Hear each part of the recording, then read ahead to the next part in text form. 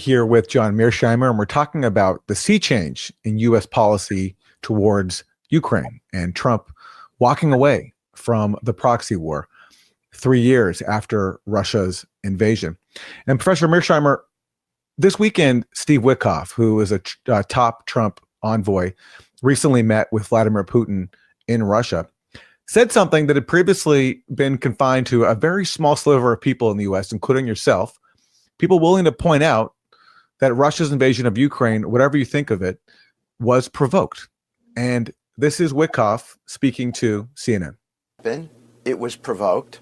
It doesn't necessarily mean it was provoked by the Russians. There were all kinds of conversations back then about Ukraine joining NATO. The president has spoken about this. That didn't need to happen. It basically became a threat to the Russians. And so we have to deal with that fact. And those are real facts on the ground here. So that, again, is Steve Witkoff, a top envoy under Donald Trump, who's been given the responsibility of speaking to Russia. He was among the officials who spoke to Russian counterparts recently in Saudi Arabia. Professor Mearsheimer, your reaction to Witkoff saying that NATO expansion into Ukraine provoked Russia and was a security threat to Russia?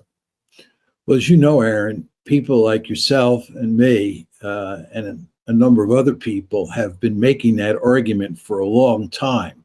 But it is a politically, or let me put it differently, it has been a politically incorrect view in the mainstream media in the United States.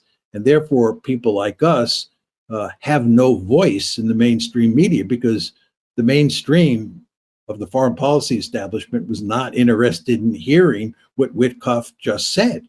But the fact is that Witkoff is right, that it was the West's efforts, and here we're talking mainly about the United States. The United States bears the principal responsibility for causing this war, not the Europeans.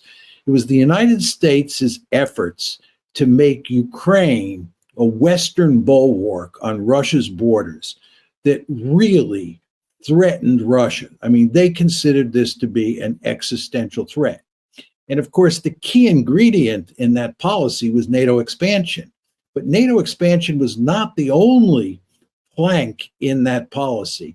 It also included EU expansion and the color revolutions.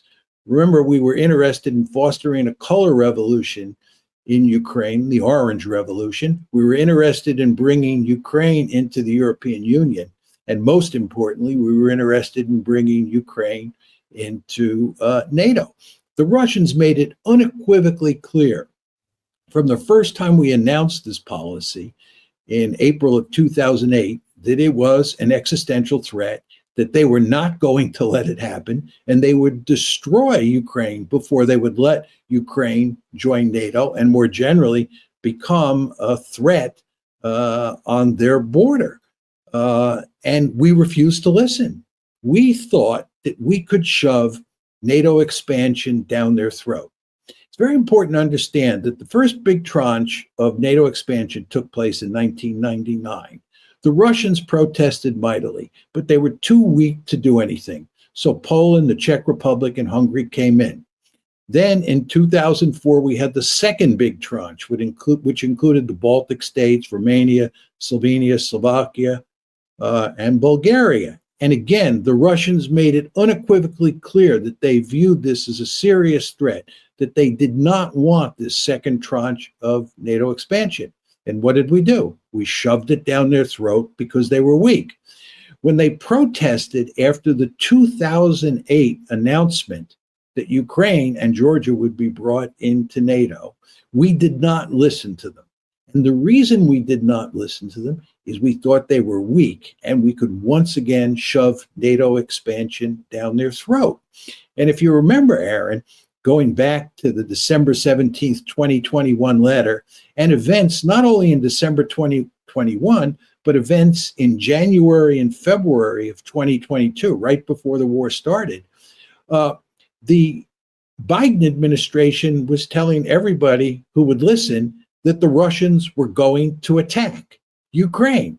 Well, you would think in those circumstances, the United States would be going to great lengths to try to shut the war down. But we didn't try to shut the war down. or let me put it differently, we didn't try to prevent the war from happening. And in fact, I think if anything, we seemed to welcome the possibility of a war because we thought we would defeat the Russians. We thought our economic sanctions, coupled with Ukrainian successes on the battlefield, would bring the Russians to their knees. We had a really deep-seated contempt for the Russians, going back to the first two tranches of NATO expansion, and then the third tranche having to do with Ukraine. And the end result is we precipitated this war that broke out on February 24th, 2022. And at first we thought we were going to win it, which is why we didn't agree to continuing the negotiations in Istanbul right after the war started. We thought we had the Russians right where we wanted them. We're going to continue the war. We told Zelensky in March, April 2022 to walk away from the negotiations. We were going to defeat the Russians. Well, it didn't turn out that way. And